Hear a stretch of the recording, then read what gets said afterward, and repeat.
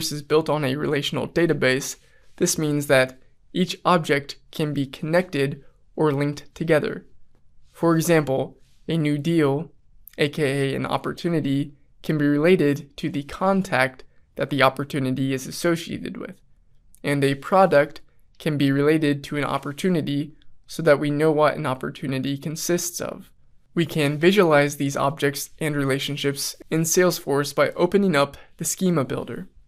In Setup, if we go to Object Manager and then Schema Builder, we can view all of the objects, both the standard ones and any custom ones that we've created. And we can see the relationships, which are represented by these lines.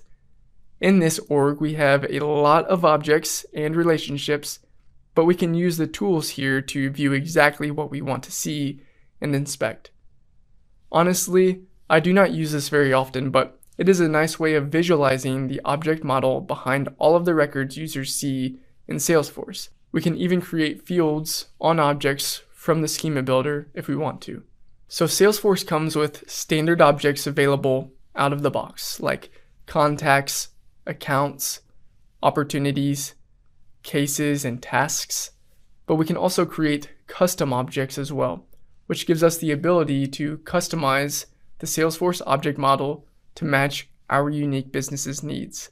If you do this, you will likely want to relate that custom object to other objects in Salesforce.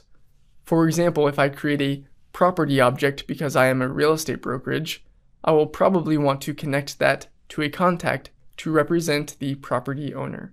Thus, we need to talk about creating relationships and what types of relationships we can create. You definitely need to know about lookup relationships and master detail relationships. I'd also recommend understanding hierarchical relationships and junction objects, but that would be a longer conversation. With lookup relationships, we can add a field to an object that a user can use to find and link a record of another object. So on the property object, I could add a lookup to the contact object. Then on a specific property record, a user can search for and select an existing contact, marking them as the property owner, and essentially linking the two records together. What you should understand here is that the lookup field can only have one record selected at a time, but on the other side of the relationship, there can be a related list of many records. For example, the property object we created can have only one property owner selected per property record, but a contact could be marked as the owner on many different property records, so it has a related list of property records. With this in mind, make sure that you add the lookup relationship field to the object that you want the user to look up one record from. You can set the lookup relationship to be required to have a value or not required. The lookup relationship should be the primary and default way you create relationships between objects in Salesforce. But sometimes you may have a case for a master detail relationship. I just want to stress that this is sometimes, but that you should default to lookup relationships.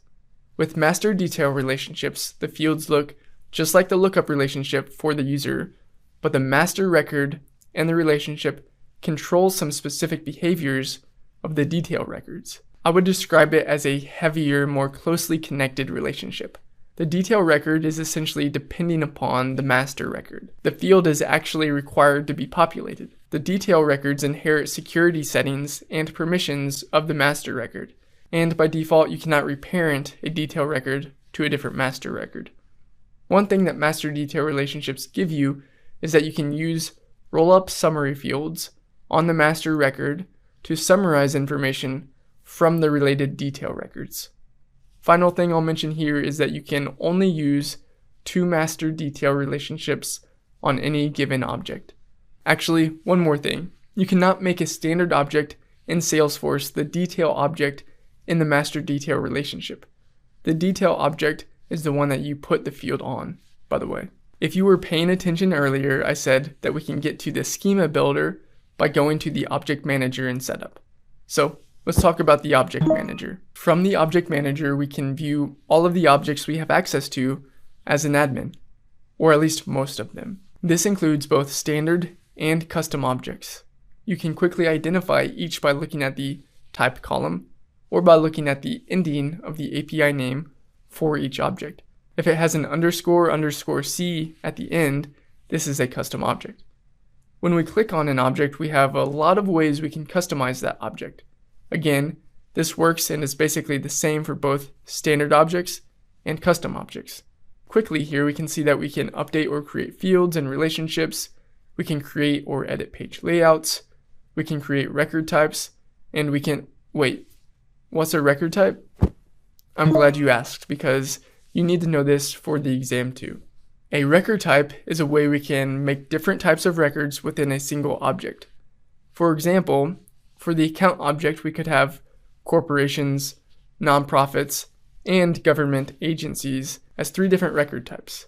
Any corporation records we create will be in an account, and any nonprofit records we create will be in an account, but each can be treated a little bit differently when we make a record type for each of these categories. If we create these record types, a user will be able to select which record type they want to use when they create an account record. We could just create a type field on the account for this, so why would we go a little bit further and create a record type? Well, a record type would allow us to have a different page layout for each, would allow us to create different processes for each if we wanted to, which I'll get to in a second,